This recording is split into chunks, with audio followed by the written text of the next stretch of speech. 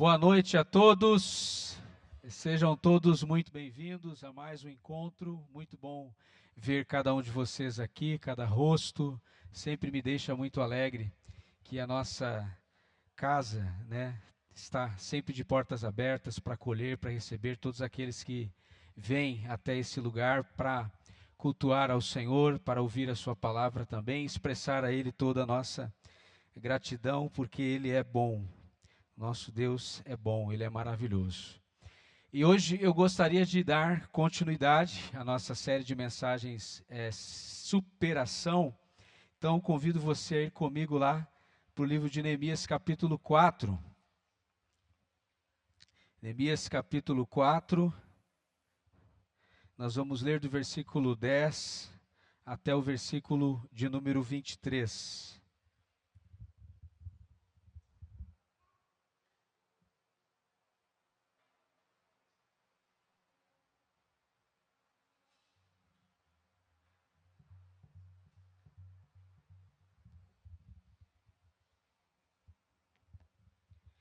Neemias 4, a partir do versículo 10, acompanhe comigo aí na sua Bíblia, o texto, a palavra de Deus nos diz assim: Enquanto isto, o povo de Judá começou a dizer: os trabalhadores já não têm mais forças, ainda há muito entulho, por nós mesmos não conseguiremos reconstruir o muro.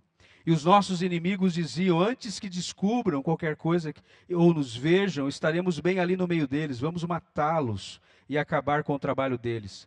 Os judeus que moravam perto deles 10 vezes nos preveniram: para onde quer que vocês se virarem, saiba que seremos atacados de todos os lados.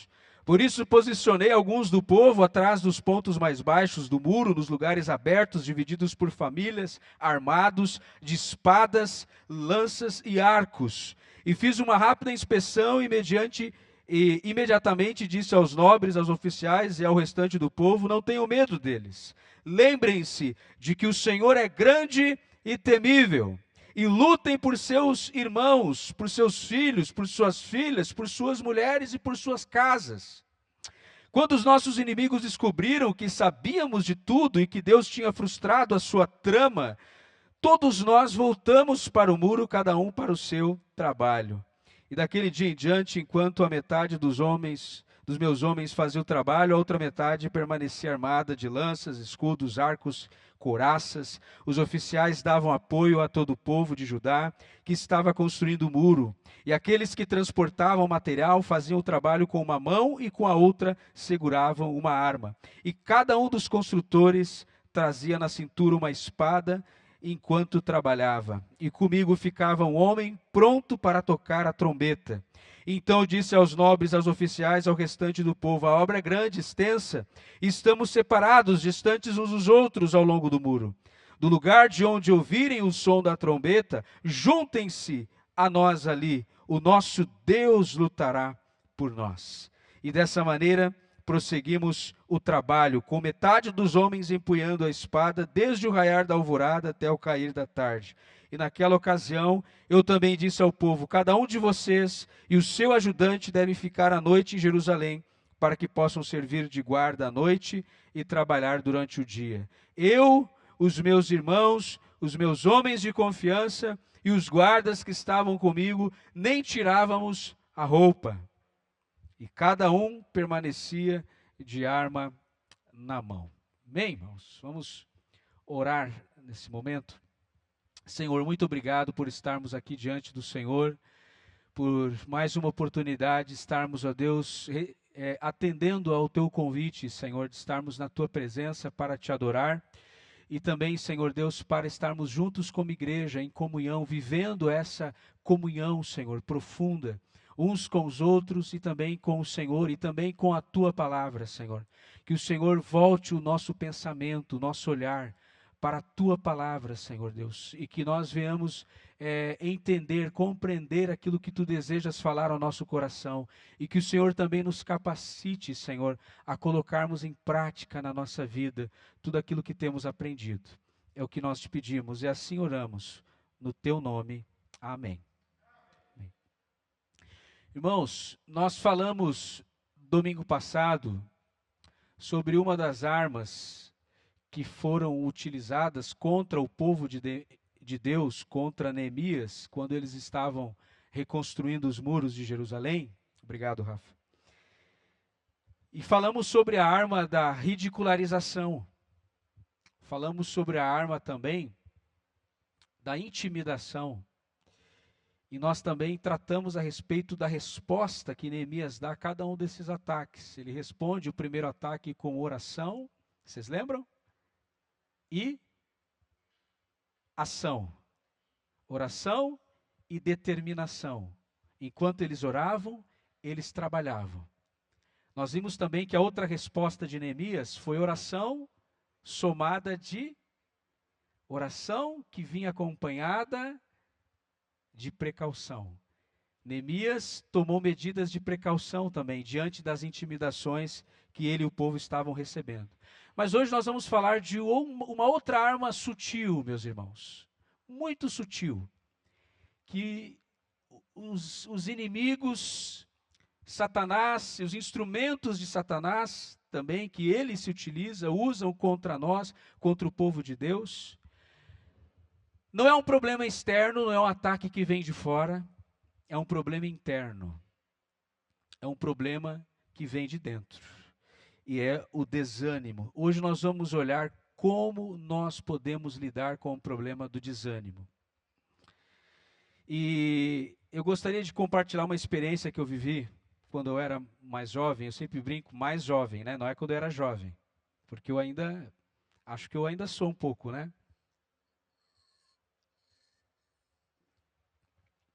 Tinha 20 e poucos anos e eu treinava artes marciais naquela época. Para aqueles que não sabiam, né? Uma época da minha vida eu me dediquei muito à arte marcial, especialmente ao Muay Thai. Quem aqui, tem alguns irmãos da igreja que fazem, né? Eu sei que praticam aqui também Muay Thai. É um estilo de boxe, é um boxe tailandês, é um boxe que surgiu lá na Tailândia.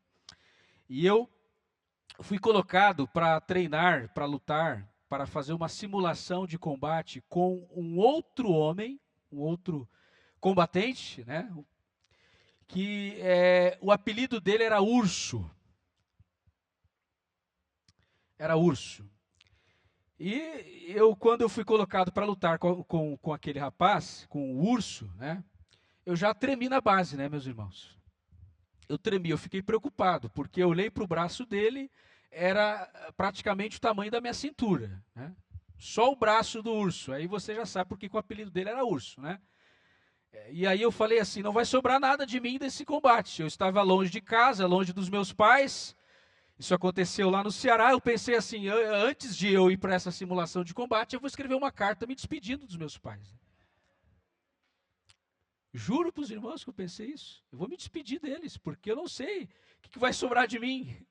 Eu vou escrever uma carta para minha mãe, para meu pai, dizendo, olha, foi muito bom. Eu amo vocês, assim, sabe aquela última mensagem, aquele último recado, assim, porque eu pensei, onde é que estava na cabeça do meu treinador de me colocar para lutar com um cara daquele tamanho, né, o dobro do meu tamanho, o Urso.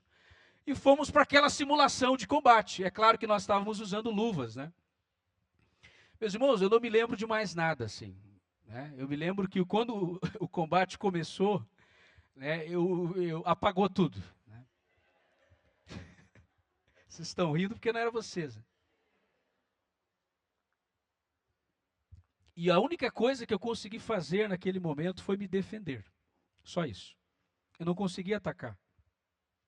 Só que eu tinha aprendido a fechar a minha guarda. E sempre foi o meu ponto forte, foi a minha guarda. Desde a época que eu treinava, eu me especializei numa guarda fechada. Então, eu fechei totalmente a minha guarda. E eu sentia que eu estava recebendo golpes um atrás do outro. Sabe, uma metralhadora assim de golpes, impactos, que vinham de todos os lados. E eu fui levado, a academia era grande, assim, era metade dessa igreja aqui, e o Urso, né, foi me atacando, e foi me levando e me arrastando por toda a academia. Eu me lembro que eu fui arrastado e levado, ele foi me levando e disparando golpes. E meus irmãos, a única coisa que eu consegui fazer foi fechar a minha guarda. Eu fechei bem a minha guarda. Nenhum golpe me atingiu. Atingiu meu rosto, o meu corpo, porque eu me fechei. E depois de um tempo, o urso cansou, porque o urso, né, uma hora cansa, né? E ele ficou cansado. E quando eu percebi que ele estava sem nenhuma força, exausto, cansado, eu disse: agora estou com a batalha ganha, agora é a minha vez. E quando eu fui começar a dar os meus golpes, aí o instrutor na hora lá, né, o meu instrutor disse assim: pode parar a luta, porque ele não tem mais chance de continuar a luta, porque ele estava cansado, sem força. Meus irmãos, a questão não é se nós seremos atacados ou não. Os ataques, eles vão surgir, eles vão acontecer, eles virão de muitos lados, como está acontecendo aqui nesse relato do capítulo 4 do livro de Neemias. Os ataques vieram. A questão não é se nós seremos atacados ou não. A questão é como nós vamos reagir aos ataques.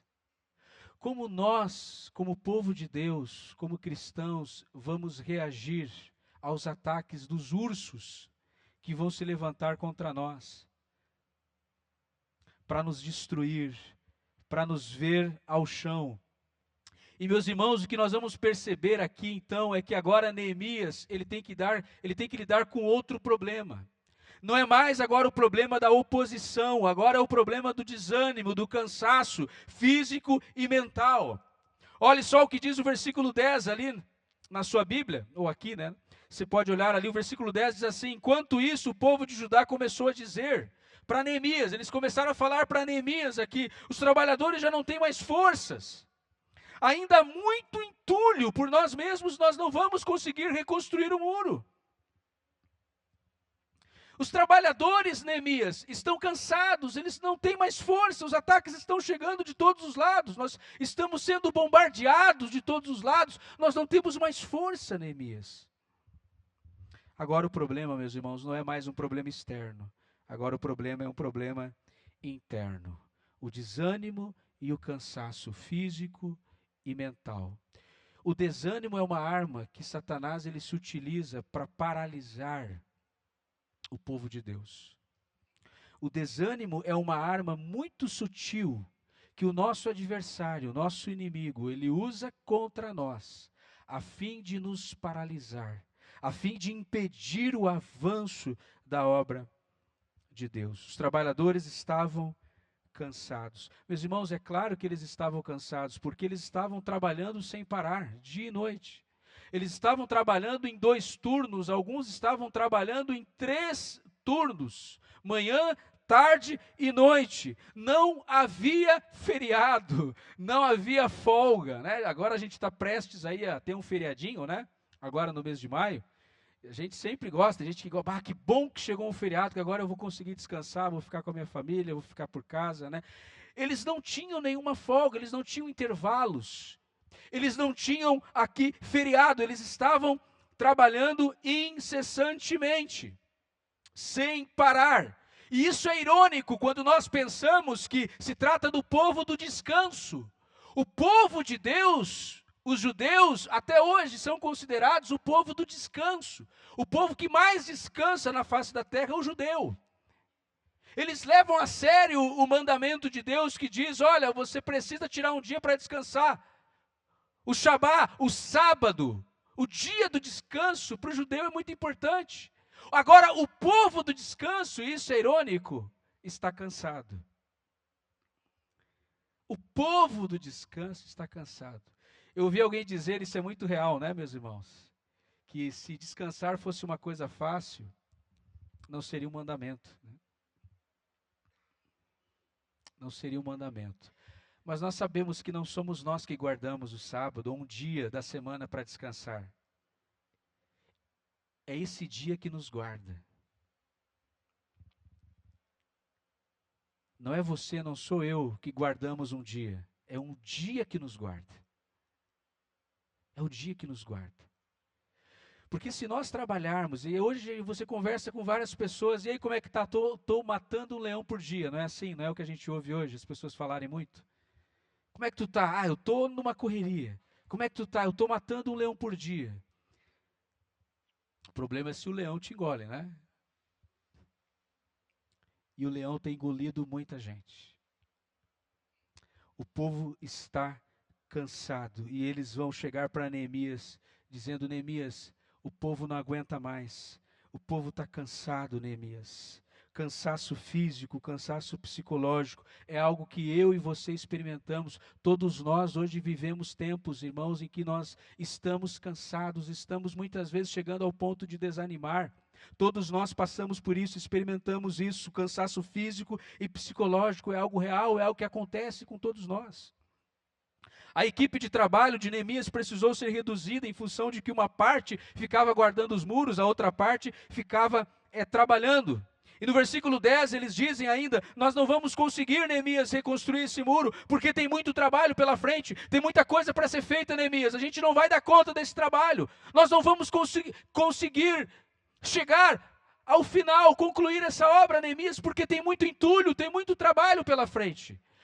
Será que você já não proferiu essas mesmas palavras aqui, meus irmãos? Será que em algum momento, essa semana, você disse para você mesmo: eu não vou conseguir,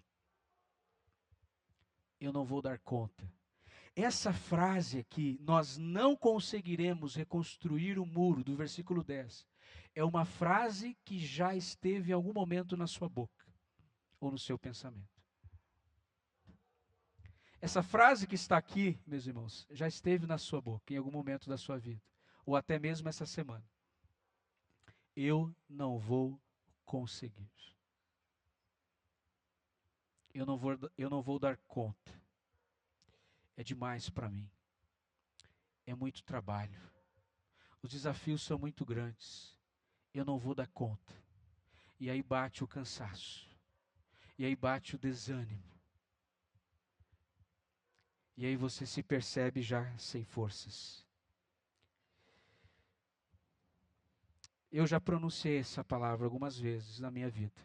Em algumas fases da minha vida eu vivi essa experiência que o povo está vivendo aqui.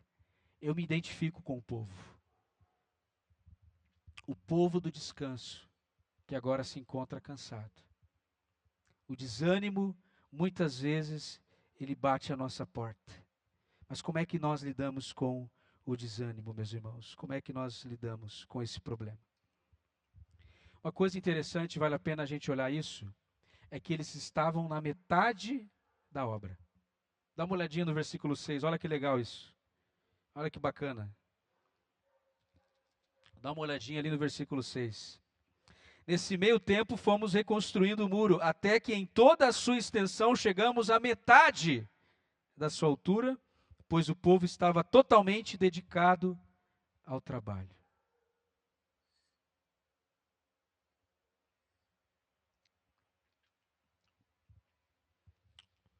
Eles estavam na metade do trabalho.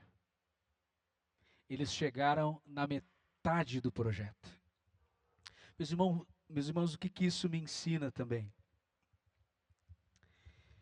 Que o desânimo, ele acontece na nossa vida, na nossa história, na nossa caminhada, na maioria das vezes, quando nós estamos na metade do caminho. Na metade de um projeto. É que o desânimo começa a tomar conta do nosso coração. O desânimo acontece na nossa vida quando nós já chegamos na metade do caminho. Geralmente isso acontece, as maiores batalhas psicológicas acontecem quando nós estamos na metade do caminho. E é interessante observar que a maioria das pessoas desistem quando elas estão na metade de um projeto.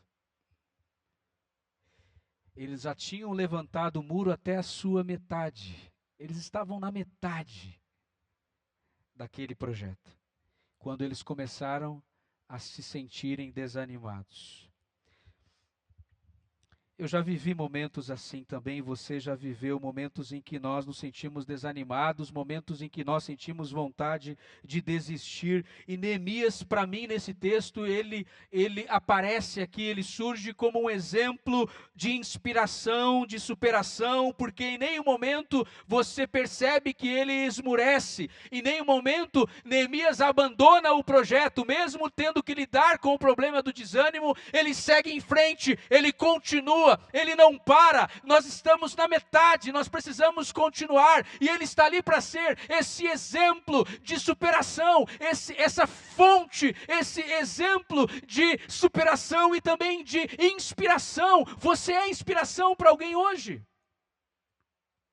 Você tem servido de inspiração para os seus filhos? Os seus filhos olham para você, pai, mãe, e dizem: olha, o meu pai é um exemplo de inspiração, eu me inspiro, eu sou chamado, eu sou impelido a viver a vida cristã. Quando eu olho, por exemplo, dos meus pais, eu me sinto inspirado a guardar, a viver a fé, a me manter no caminho, a não desistir da caminhada cristã. Você tem servido de inspiração para alguém hoje?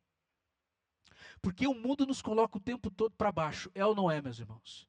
Não é verdade? O mundo, o tempo todo, a sociedade, o ambiente que nós vivemos é um ambiente de pessimismo. O tempo todo você está sendo jogado para baixo. Então nós precisamos ser exemplo, sim, de inspiração para alguém, como Neemias foi. Neemias é esse exemplo para nós, por isso que eu gosto de olhar para ele, para Neemias, e perceber que dentro da Escritura, dentro da palavra de Deus, ele desponta como esse exemplo de um homem que não desistiu do projeto de Deus, da obra de Deus, da vontade de Deus, dos planos de Deus, dos propósitos de Deus. Eu estou aqui hoje para dizer para você: não desista dos planos e dos propósitos que Deus tem para a sua vida, que Deus tem para a sua família, para o seu lar, para o seu casamento, para esta igreja. Não desista dos planos de Deus, não desista, não abandone o projeto de Deus para a sua vida. Deus ainda não terminou com você, Ele não terminou ainda conosco, há muito a ser feito, mas não podemos parar, não podemos desistir. A palavra-chave, meus irmãos, da pós-pandemia, você sabe qual é? Nós passamos por uma pandemia, e ainda estamos nos recuperando deste baque, dos impactos, dos efeitos colaterais dessa pandemia, ainda nós estamos nos recuperando desta pandemia. E sabe qual é a palavra-chave da pós-pandemia? Desse período que nós estamos vivendo agora, desse momento pós-pandêmico, sabe qual é a palavra-chave? Reconstrução. O mundo está sendo reconstruído. Igrejas estão sendo reconstruídas. Famílias estão sendo reconstruídas. Economias no mundo estão sendo reconstruídas. Vidas estão sendo reconstruídas. Vidas. Pessoas que perderam. Eu tenho contato com pessoas da nossa igreja que perderam pessoas próximas na pandemia. Pessoas próximas, familiares. Pessoas que ficaram viúvas na pandemia. Estão experimentando essa fase agora da vida, estão vivendo viuvez. Por quê? Porque perderam o seu cônjuge na pandemia. Estão reconstruindo a sua vida. Pessoas que passaram por uma experiência de divórcio, de separação. Eu não sei qual é a sua experiência, eu não sei qual é a sua realidade hoje, mas é um tempo, é um processo de reconstrução. Nós estamos sendo reconstruídos. A palavra-chave é a palavra reconstrução. Não somente dentro do livro de Neemias, essa palavra, ela é uma palavra-chave, mas nesse atual momento que nós estamos vivendo como igreja, a palavra reconstrução é uma palavra-chave. E Deus tem chamado você, Ele tem chamado a mim, Ele tem chamado esta igreja para ser uma igreja que vai trabalhar para reconstruir vidas, histórias, lares, famílias. Nós estamos aqui nesse mundo para isso, meus irmãos. Para sermos as mãos de Deus na história, para sermos instrumentos de Deus na história, para reconstruir aquilo que precisa ser reconstruído. É na metade do projeto que vai bater o desânimo. Às vezes você está tão perto de concluir alguma coisa na sua vida, você já percebeu que a maioria das vezes que você desiste, quando você está muito perto de concluir algo que você começou? Você começou empolgado, você começou assim, olha, é esse ano, né? Tem gente que começou esse ano, algumas pessoas que, né, que conversam comigo assim, falam, pastor, eu achei que esse ano ia ser um ano tranquilo. Eu estava muito enganado. Né? Criou uma expectativa de que esse ano seria um ano tranquilo, né? Um ano bom, e está vivendo algumas provações, alguns desafios, e essa pessoa disse para mim, olha, eu estava muito enganado, eu criei uma falsa expectativa desse ano. Mas é assim, meus irmãos. É assim. Muitas vezes acontece, nós temos a tendência de desistir quando nós estamos muito perto de concluirmos um projeto. E se você olhar agora, eu quero ler com você essa citação de um livro do Dr. Martyn Lloyd-Jones. Dr. Martyn Lloyd-Jones é um pastor, ele foi puritano, ele pregou na Inglaterra por muitos anos. Ele era médico, ele abandonou a medicina para se tornar um pregador do evangelho. Até hoje eu considero ele um grande teólogo. E um dos livros que eu considero um dos melhores livros escritos por esse autor, Dr. Martyn Lloyd-Jones, é o livro sobre depressão espiritual. Que ele vai tratar do problema da tristeza, da depressão, ali no seu livro. Ele é um médico e ele se torna um pregador do evangelho. Dr. Martyn Lloyd-Jones, um teólogo puritano, veja só o que ele diz, uma citação dele desse livro sobre depressão espiritual. Já perceberam que uma grande parte da infelicidade e perturbação em suas vidas provém do fato que estão escutando a si mesmos, em vez de falar consigo mesmos? Profundo isso. Devemos falar com o nosso eu, em vez de permitir que o nosso eu fale conosco. Fantástico essa citação do Martyn Lloyd-Jones, né? Uma grande parte da nossa infelicidade, das nossas perturbações, provém do fato de que nós ouvimos muito a nossa alma. Nós damos ouvidos demais para a nossa alma. Ao invés de falar com a nossa alma, ao invés de mostrar para a nossa alma, para o nosso coração, as verdades de Deus, lembrar a nossa alma acerca das verdades de Deus, da palavra de Deus. Mas nós damos ouvidos demais à nossa alma, e esse é o problema de muitos cristãos hoje, estarem desanimados, cansados, fisicamente, psicologicamente, emocionalmente, porque você está ouvindo demais o seu eu, ao invés de falar e conversar com o seu eu. Você tem que, sabe aquela conversa assim, irmãos?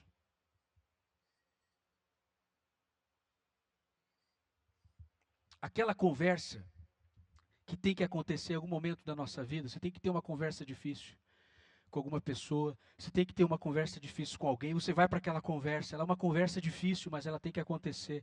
Nós temos que ter conversas difíceis com o nosso eu, com a nossa alma. O Dr. Martyn Lloyd-Jones, ele é bíblico e ele está aqui tratando de uma questão, de uma perspectiva bíblica. E ele vai inclusive comentar no seu livro que ele aprende isso com o livro de Salmos. Eu já fiz uma série aqui na igreja sobre o livro de Salmos, Anatomia da Alma, né? Uma expressão usada por Calvino para descrever o livro de Salmos, Anatomia da Alma, né? Então, nós temos acesso ao coração do ser humano no livro de Salmos, é a alma que está falando ali em Salmos. Você lê os Salmos de Davi, é a alma de Davi que está falando. É o seu coração, ele está derramando o seu coração diante de Deus. E, meus irmãos, é interessante porque o Dr. Martyn Lloyd-Jones, ele vai falar também, o salmista nos ensina a fazer isso, ele vai dizer. Um salmo muito conhecido nosso, por que você está assim tão triste, a minha alma? Por que você se angustia, se perturba dentro de mim? Ponha em Deus a sua confiança. Ponha em Deus a sua esperança, pois ainda o louvarei. Ele é o meu Salvador. Salmo 45, versículo 5. Por que estás abatida, ó minha alma? Confia em Deus, porque eu ainda o louvarei.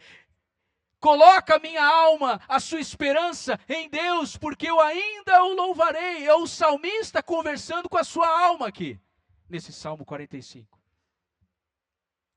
É o salmista conversando com o seu eu, não é a sua alma que está falando com ele, é ele que fala com a sua alma. Ele diz, espera em Deus, minha alma, porque eu ainda o louvarei. Repite, você precisa falar isso para a sua alma hoje. Chama a sua alma para uma conversa. Chama as suas emoções para uma conversa hoje. Chama para um tete a tete. Diz assim para a sua alma: por que você está tão triste, minha alma? Coloque a sua esperança em Deus, porque eu ainda o louvarei. Aleluia. Glória a Deus, meus irmãos, por essa palavra. Glória a Deus, porque a nossa alma pode se regozijar, sim. Ela pode se alegrar, sim, no Senhor. Ela pode ser renovada, sim, pela graça de Deus, pelo poder de Deus, pela ação do Espírito Santo de Deus na nossa vida. A nossa alma, sim, ela pode experimentar a alegria do céu, a esperança do céu. Ela pode experimentar as bênçãos e privilégios do céu, da salvação. A nossa alma pode sim experimentar isso. Então eu convido você que é um crente em Jesus hoje, a falar para a sua alma e dizer: minha alma, por que você está assim? Questione a sua alma.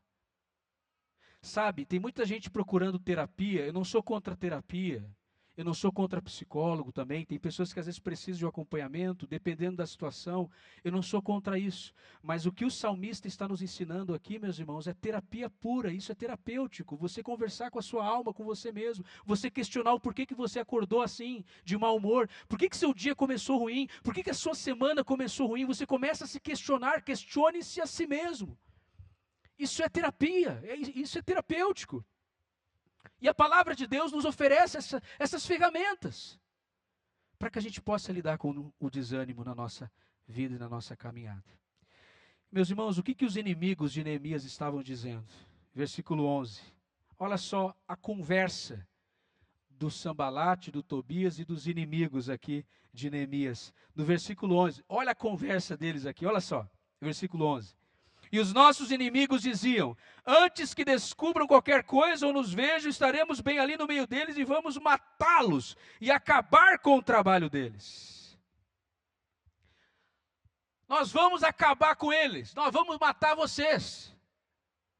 A ameaça anterior era confusão. Nós vamos entrar lá e nós vamos confundi-los, nós vamos trazer confusão. A palavra agora não é mais confusão. Os inimigos de Neemias vão subindo o tom aqui. E a palavra agora não é mais confusão, é o quê? É destruição. A gente quer destruir, a gente quer matar. Eles vão subindo o tom aqui, meus irmãos, nas ameaças, na intimidação. E o que o povo faz? Escuta o que os inimigos estão dizendo. Parte do desânimo que muitos cristãos experimentam. Preste atenção nisso. Preste atenção nisso. O desânimo na nossa caminhada, na nossa história, muitas vezes, meus irmãos, muitas vezes acontece porque nós não estamos dando ouvidos a quem nós devemos dar ouvidos. Nós estamos dando os nossos ouvidos, emprestando os nossos ouvidos para quem a gente não deveria estar emprestando. E esse negócio pega, o desânimo contagia. O desânimo viraliza, ele toma conta do coração de uma pessoa, da alma de uma pessoa, e ele vai contagiando outras pessoas. O desânimo é assim. E o diabo usa essa arma porque é uma arma do inferno, meus irmãos, essa arma do desânimo. E é uma arma sutil. Porque muitos cristãos não estão dando ouvidos a Deus, estão dando ouvidos a Satanás, aquilo que a serpente tem a dizer. E você já sabe o que aconteceu quando alguém resolveu dar ouvido para uma serpente na Bíblia, né? Você já sabe qual é o final disso, né? Quando alguém na história decidiu dar ouvidos, emprestar ouvido para quem não devia. Essa história está lá em Gênesis. Quem lembra dessa história? Você lembra do final da história também, né? O que aconteceu, né? Dar ouvidos para quem não devemos dar. Muitas vezes o desânimo se instala na nossa vida, porque a gente não está dando ouvidos para Deus, para aquilo que Deus tem para nos revelar e nos mostrar na sua palavra. A gente está dando ouvidos para a conversinha do diabo. E os inimigos de Neemias estavam falando: nós vamos entrar, nós vamos acabar com tudo, nós vamos matar vocês, a gente vai entrar. E essa pressão, ela vai aumentando, e eles começam a dar ouvidos a quem eles não deveriam dar ouvidos, as mentiras de Satanás. As mentiras de Satanás. Muitos crentes estão dando ouvidos para as mentiras de Satanás hoje. O diabo é um mentiroso. A Bíblia vai chamar o diabo de pai da mentira.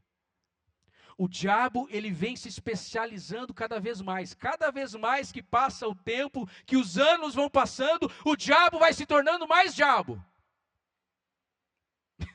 O diabo vai se tornando cada vez mais diabo, ele vai se especializando naquilo que ele faz.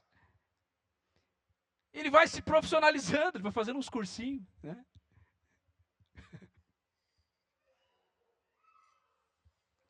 Ele vai mudando táticas, mas ele sempre vai trabalhar essa questão da mentira no nosso coração. E tem muitos crentes que estão aceitando na sua mente, no seu coração, as mentiras do diabo. E aqui é uma coisa interessante a gente observar. O povo estava guardando os muros estavam bem protegidos, mas os seus ouvidos não estavam protegidos. A cidade estava bem guarnecida, a cidade estava bem guardada, mas os ouvidos deles estavam desprotegidos. E é uma palavra de Deus para nós hoje aqui. Proteja o seu ouvido. Seja cuidadoso com aquilo que você ouve. Separe, seja seletivo em relação às pessoas que você tem escutado e ouvido ultimamente, as vozes que você tem dado ouvido nos últimos dias. Porque essas vozes, muitas vezes, são vozes que vêm do inferno para te paralisar, para trazer desânimo para o seu coração. Você já viu aquela palavra, aquela frase bem conhecida, que uma mentira, uma verdade contada 1000 vezes, ou uma mentira, na verdade, dita 1000 vezes se torna uma verdade? Quem já ouviu isso? Uma mentira dita 1000 vezes se torna uma verdade. Sabe de quem veio essa frase? Veio da época do nazismo, da época de Hitler. Era o marqueteiro do Hitler. Veio dele. A gente vai ter que vender essa coisa, vai ter que pegar isso que a gente crê, essa nossa ideologia, isso vai ter que ficar gravado nas pessoas. Isso veio lá, meus irmãos, lá daquela época do nazismo. Essa história de que uma mentira contada 10.000 vezes se torna uma verdade. E a gente vai ver no texto aqui, que por várias vezes os inimigos aqui estão falando nos ouvidos deles aqui várias vezes. Vamos matá-lo, vamos acabar com eles. Olha só o versículo 12. Os judeus que moravam perto deles, olha aqui, 10 vezes, veja só isso, nos preveniram, para onde quer que vocês se virarem, saibam que seremos atacados de todos os lados. Eles estavam ouvindo isso de dia e de noite, todo o tempo. É claro que uma mentira dita 1000 vezes se torna uma verdade, mas eu quero dizer uma coisa, meus irmãos, hoje em dia não precisa uma mentira ser contada 1000 vezes para se tornar uma verdade.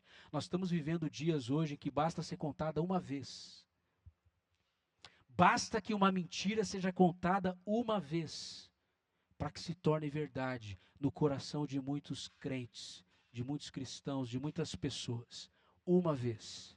Nós já passamos dessa época em que precisava se contar uma mentira várias vezes. Hoje, na época de fake news, na época das fake news, das mentiras, se acredita em mentiras na primeira vez que ouve. E o diabo está ainda utilizando essa estratégia. Você não quer que o desânimo aconteça na sua história? Preste atenção a quem você tem ouvido. Deixe de ouvir as mentiras de Satanás e comece a ouvir aquilo que Deus tem a dizer na sua palavra. Amém, meus irmãos?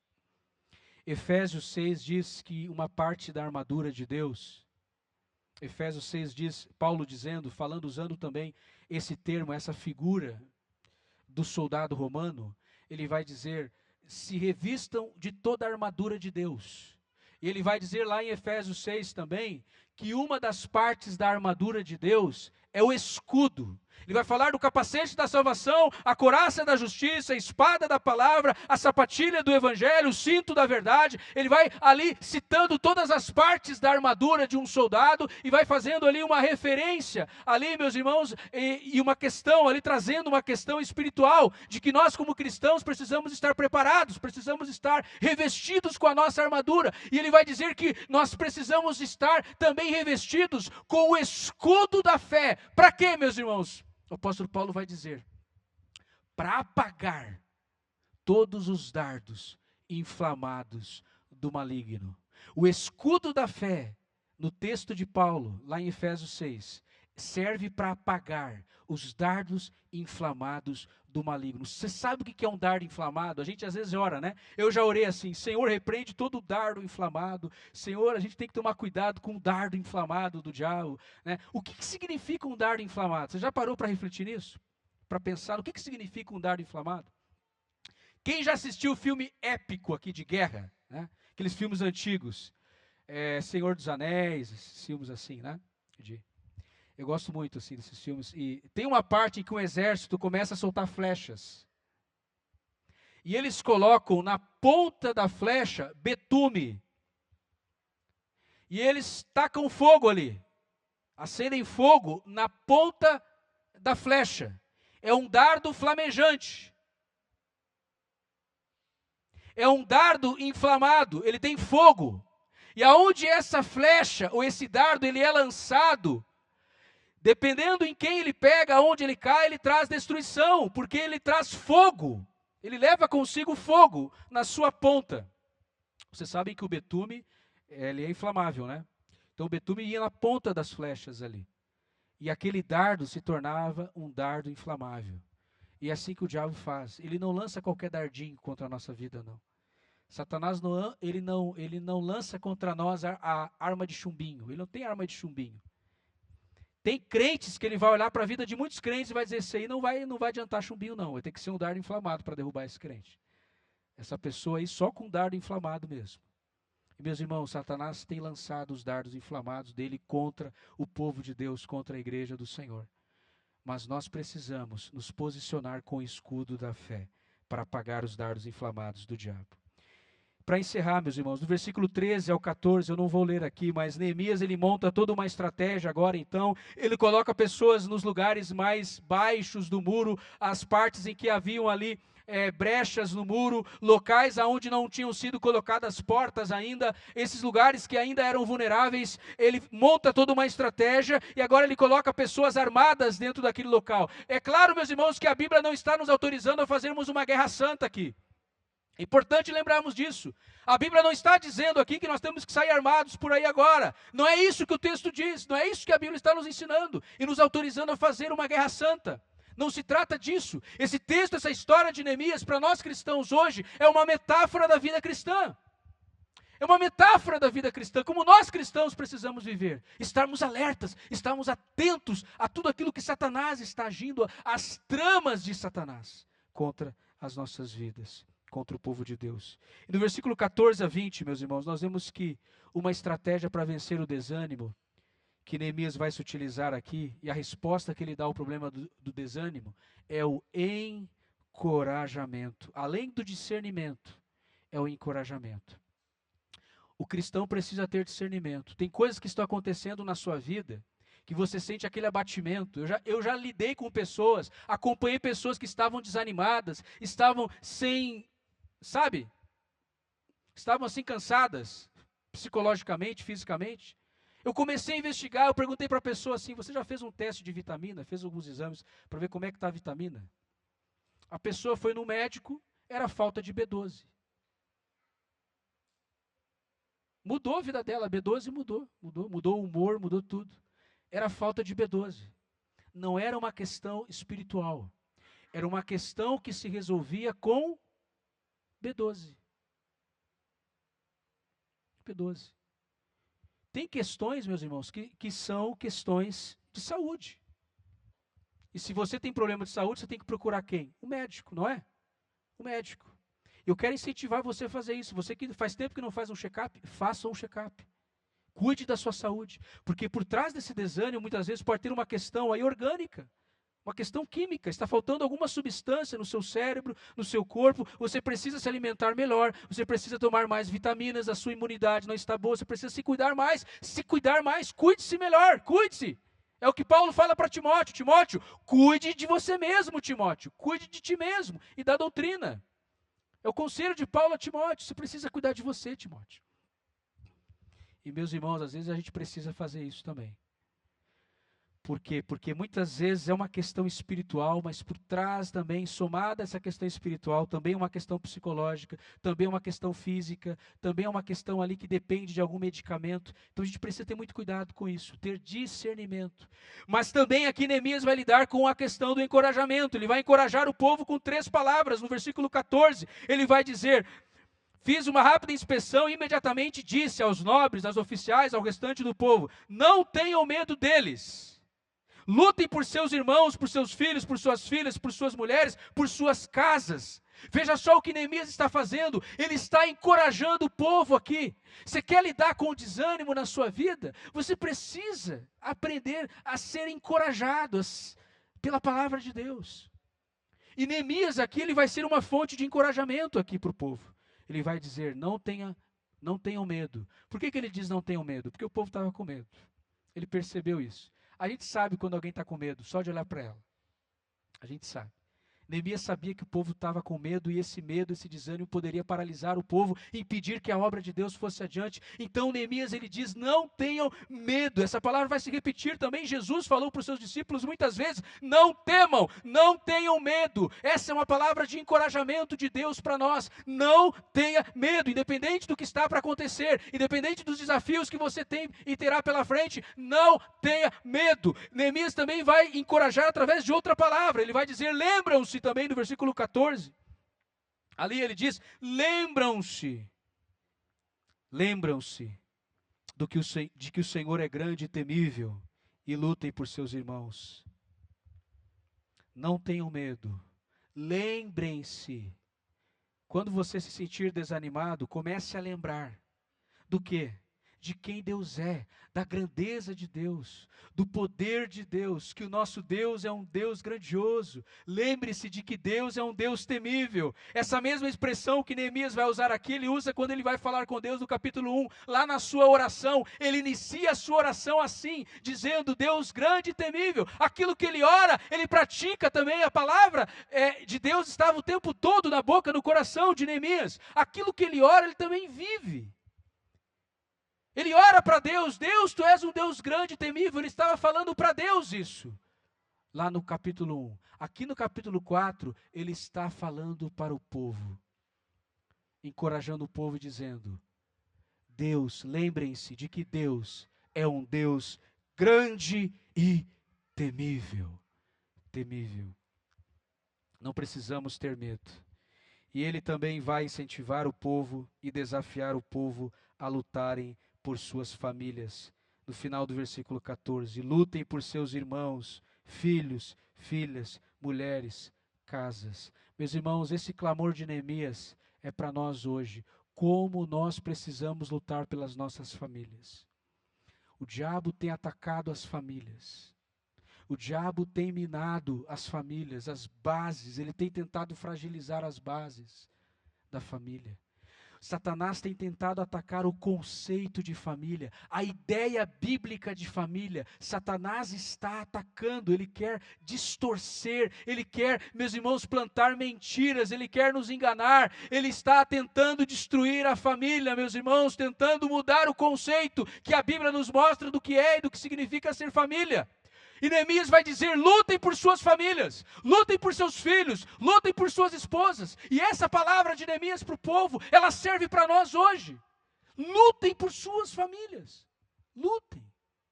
Por quê, meus irmãos? Porque o diabo não brinca de ser diabo. O diabo está investindo contra as famílias. E nós precisamos guardar a nossa família, proteger a nossa família, lutar. A palavra que ele usa aqui, lutar, é um termo de combate. Lutar pelas nossas famílias. Amém, irmãos? Amém. Para encerrar, uma forma de encorajamento é o exemplo de Neemias. No final do capítulo, vamos lá para o 21.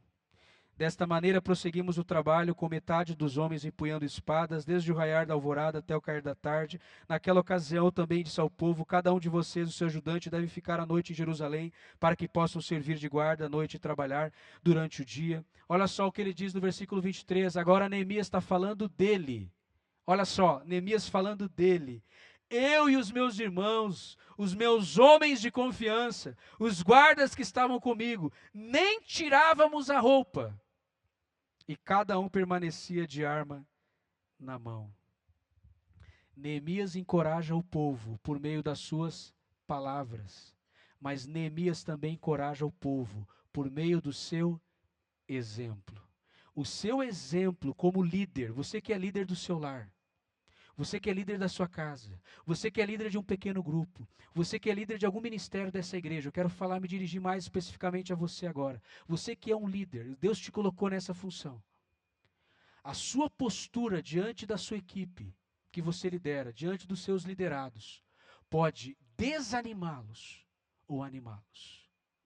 Pode levá-los para baixo, como pode também levá-los para frente, para o alto, para diante. A sua postura, o seu exemplo de encorajamento pode mudar uma realidade, pode mudar um quadro. Neemias, ele dá o seu próprio exemplo, ele encoraja através do seu próprio exemplo. Por quê, meus irmãos? Porque não existe essa dicotomia na vida de Neemias. O que eu falo uma coisa e faço outra coisa. Aquilo que Neemias falava, ele fazia na prática, ele vivia. Havia uma compatibilidade entre as palavras de Neemias e as suas ações. Você lidera pessoas por meio das suas palavras, mas você também lidera pessoas por meio do seu exemplo. Um verdadeiro líder, ele dá o exemplo. Você quer que seus filhos leiam a Bíblia, conheçam a Deus, a palavra de Deus, mas você não abre a sua Bíblia em casa. O seu filho, a sua filha nunca te vê abrindo a Bíblia em casa, ou de joelhos, orando.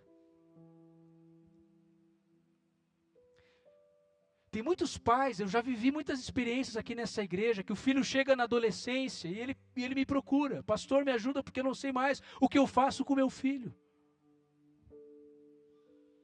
Eu não sei mais o que eu faço, ele não quer vir na igreja, ele não se interessa pelas coisas de Deus, ele está andando com más companhias agora. Pastor, o que eu faço?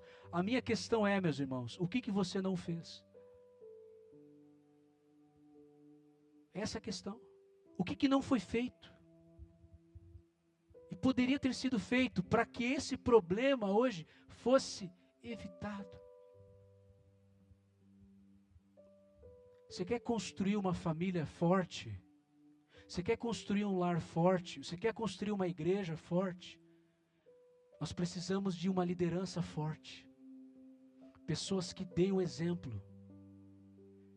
Pessoas que deem o exemplo. E Neemias, ele é essa pessoa.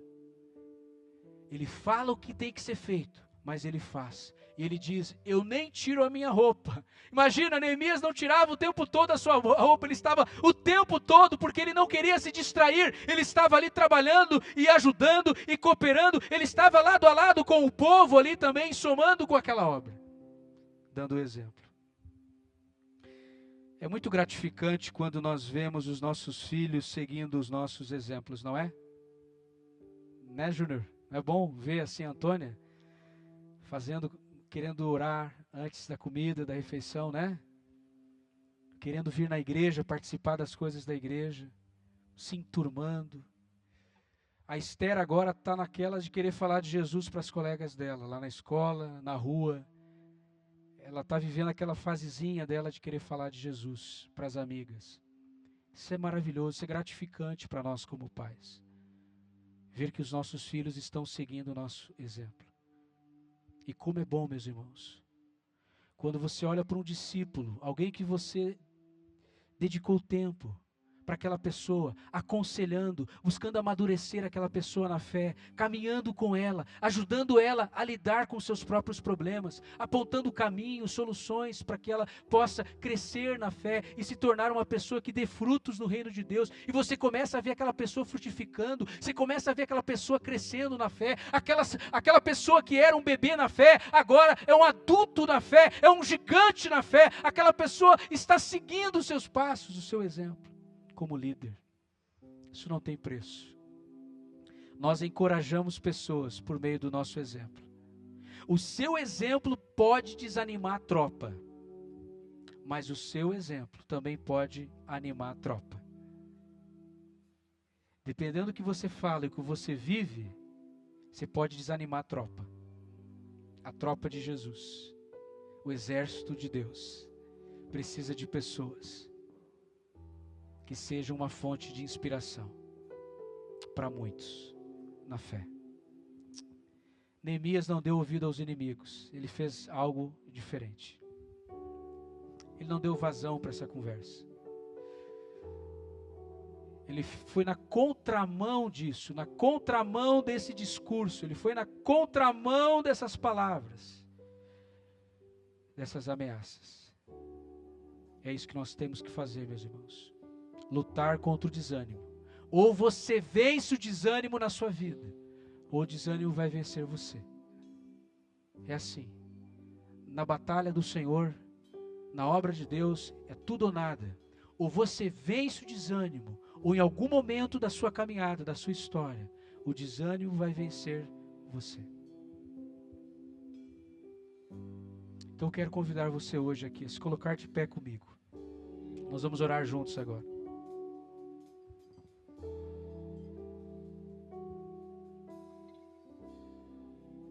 Fizeram um chazinho, tá bom o chazinho aí. Não sei que. A Sheila que fez, é.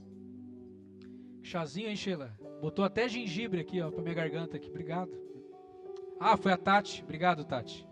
Tem um gengibre nesse chá aqui, né? Vi que deu uma melhorada aqui.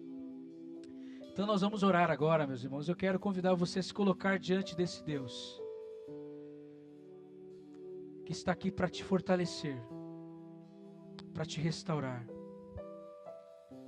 para soprar em você um novo ânimo, para que você continue a sua história, a sua caminhada, a sua jornada com o Senhor, para que você continue se comprometendo e cooperando com a obra de Deus nesse mundo, com um projeto que não é um projeto humano, mas é um projeto divino, é um projeto que veio de Deus para o nosso coração. Deus nos deu uma visão como igreja, Ele nos deu um projeto, e Ele conta com cada um de nós, para que esse projeto seja levado adiante. E esse projeto não se trata apenas dessas paredes, dessa estrutura, desse prédio. Somos nós, a sua igreja, que ao sair daqui nesta noite, vamos nos espalhar, vamos estar em vários lugares diferentes, mas vamos continuar sendo igreja, vamos continuar empenhados em fazer a obra de Deus, avançar, em fortalecer o reino de Deus na cidade de Gravataí. Deus conta comigo, Ele conta com você, e nós precisamos ser uma fonte de encorajamento, de ânimo. Nós precisamos vencer o desânimo na nossa história. Vencer o desânimo. Senhor, eu sei que Satanás tem usado essa artimanha contra o teu povo, Senhor.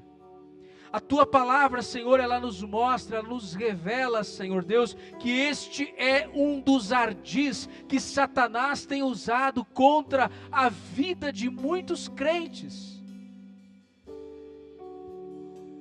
O ardil do desânimo, Senhor, ele tem atacado muitos crentes na sua alma, na sua psique, tentando, Senhor, abalá-los, tentando, Senhor, instalar no coração deles desânimo, tristeza, angústia. Mas, Senhor, nós queremos hoje, Senhor, nos colocar diante de um Deus que sonda e conhece os nossos corações, e um Deus que pode nos dar vitória nessa batalha contra o desânimo, Senhor. A batalha do Senhor, Deus. A batalha do Senhor. Pode ser, Senhor, que nessa semana alguém viveu momentos tão difíceis que pensou em desanimar, em desistir, em abandonar tudo, Senhor, jogar tudo para o alto, mas essa pessoa está aqui hoje porque ela reconhece que ela precisa do Senhor, que ela precisa da ajuda do alto e não da autoajuda, que ela precisa da ajuda que vem do alto, que vem do Senhor.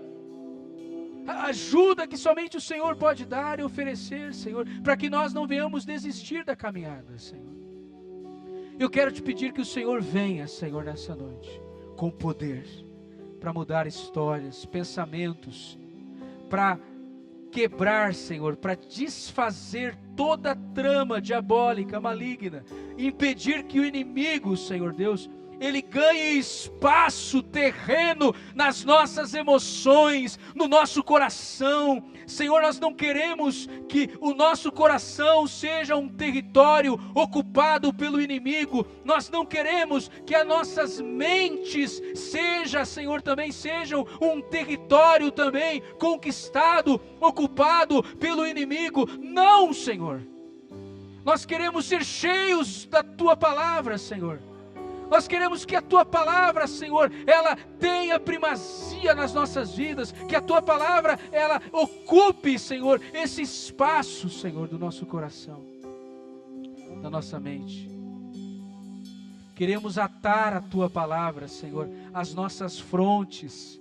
Queremos que ela esteja gravada nas nossas mentes, nos nossos corações, de dia e de noite. Nós queremos meditar, queremos refletir na palavra do Senhor.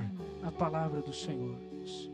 Senhor, eu quero orar por aqueles que estão se sentindo cansados, desanimados psicologicamente. Eu quero pedir para você aí no seu lugar. Eu não vou fazer apelo nesta noite, mas se você se encontra assim, desanimado, se você está prestes a desistir, se você sentiu essa semana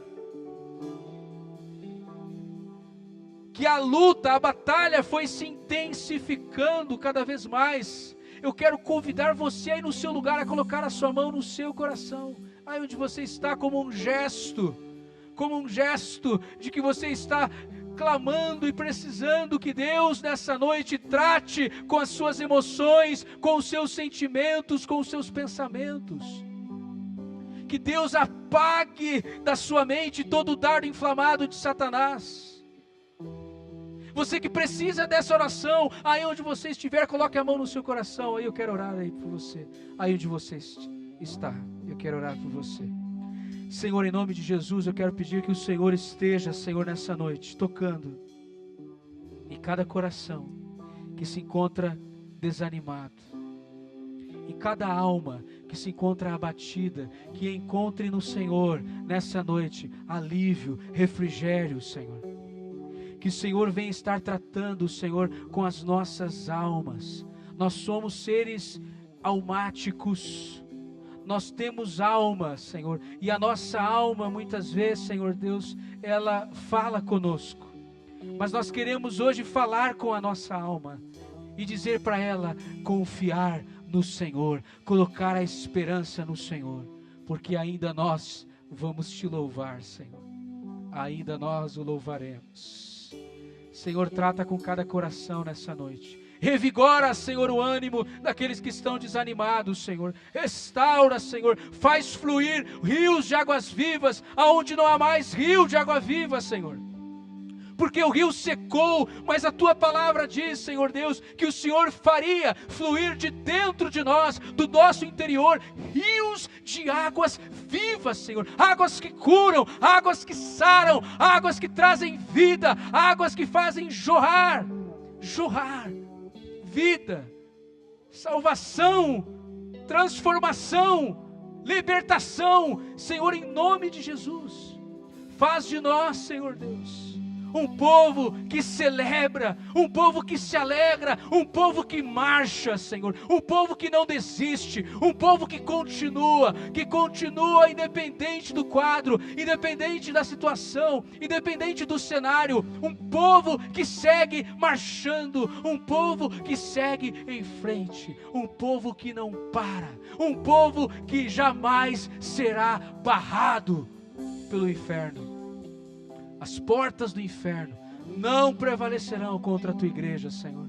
Tu disseste, Senhor Deus, nada pode nos barrar, nada pode nos deter, nada pode impedir o avanço da Tua obra, o avanço do Evangelho, Senhor Deus. Por isso nós estamos aqui, Senhor, clamando ao Senhor como igreja e Te pedindo, Senhor, nos ajuda a vencer cada dia os leões, os ursos, os inimigos que se levantam contra nós, os Sambalates, os Tobias. Nós queremos ser vitoriosos nessa batalha, Senhor. Nós queremos vencer, Senhor, crendo e sabendo e confiando, Senhor, que a Tua graça é suficiente para nós. Porque o Teu poder se aperfeiçoa na nossa fraqueza, Senhor. Aleluia, Senhor. Glória ao Teu nome. Traz paz aos nossos corações. Dá paz, Senhor Deus, a cada coração nessa noite. E nos ajuda a nos mantermos firmes. E ao nosso coração, Senhor, ajuda o nosso coração a se manter alinhado com o Senhor, alinhado com a Tua palavra, com as Tuas promessas para nós, Senhor. Faz a Tua obra em nós. Faz a Tua obra por meio de nós, Senhor. Em nome de Jesus. Em nome de Jesus. Meus irmãos, eu quero lançar um desafio aqui para os pais. Deus já vem me incomodando há algum tempo em relação a isso. Eu quero incentivar os pais a levarem os seus filhos. É um compromisso seu com Deus aqui. Mas eu quero levar você, pai, a acompanhar o seu filho essa semana. Ajudá-lo a ter o seu momento devocional com Deus. Nós temos tanto no nosso ministério infantil, aqui de domingo, que funciona aos domingos, tanto no ministério infantil, quanto na galera, que é aquele encontro daquela galerinha mais ali, pré-adolescente, aos sábados à tarde. E esses ministérios da nossa igreja que atendem essa faixa etária, nós estamos disponibilizando um material, uma ferramenta para devocional, para que os nossos filhos estejam tendo o seu tempo devocional com Deus. Eu quero que você faça esse desafio hoje, saia daqui hoje levando isso no seu coração. Eu vou me comprometer com isso, não com o pastor, não com a igreja batista, mas com Deus. Irmão Vande, Nath, tem um material, uma ferramenta de devocional na galera, que já está sendo usada. Aqui no Ministério Infantil também nós temos uma ferramenta. Cada dia da semana tem uma reflexão, tem um versículo bíblico para o seu filho aprender a ter uma comunhão com Deus, desde cedo, a buscar a Deus. Então eu quero convidar você como pai a fazer isso. Essa semana, acompanhe o seu filho no seu tempo devocional. E não é aquele acompanhar dizendo, vai lá para o quarto, ajuda ele a fazer a sua devocional, o seu tempo a sós com Deus, como você queira chamar. Alguns chamam de devocional, tempo a sós com Deus, enfim, aquele momento onde ele vai ter a oportunidade de ler a palavra de Deus, de entender, de saber o que Deus está falando com ele ali através daquele versículo, daquela passagem bíblica, daquele trecho. Você, pai, faça isso essa semana com seu filho. A Esther lá em casa, ela tem o tempo devocional dela, mas eu sempre pergunto, ela já está aprendendo a fazer sozinha. Falo, filho, o que você aprendeu hoje da sua devocional? O que você entendeu? O que Deus falou com você? A gente está sempre perguntando para ela, para saber se realmente ela está entendendo, ela está assimilando, ela está crescendo também na sua caminhada com Jesus. Amém? Então nós vamos encerrar o nosso culto assim, com essa palavra, com esse espírito, com essa atitude de nos colocarmos diante de Deus, para servirmos ao Senhor, para vencermos o desânimo e o problema do desânimo na nossa vida, porque ele pode começar de uma forma muito sutil no nosso coração, mas ele pode nos derrubar, porque essa estratégia do diabo é nos impedir de crescer, de avançar, e o desânimo é uma das armas que ele vai usar contra nós e contra o povo de Deus. Amém? Então vença o desânimo na sua vida, em nome de Jesus.